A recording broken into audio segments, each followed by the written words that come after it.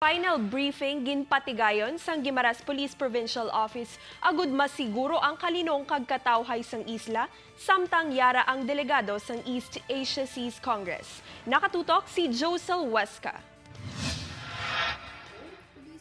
Nakahanda ng bugos nga persagod magbantay sa seguridad sa mga delegado nga makadto sa Guimaras sa maabot nga Nobyembre 29 tubtob 30. Ini sa padayon nga East Asian Seas Congress sa Iloilo kag Guimaras. Guimaras Police Provincial Office already conducted the send-off ceremony for participant of this activity. Luwas sa kapulisan, upod nga magabantay sa seguridad ang Philippine Coast Guard, BFP, Penro, PHO, Disaster Response Team, pati na ang Barangay Peacekeeping Action Teams. Luwas sa natala ng meeting sa mga delegado sa isa ka resort sa Guimaras, pila ka mga tourism sites sa isla ang ila kadtuan. We already prepared and deployed personnel who will secure the candidates and the delegates on this occasion.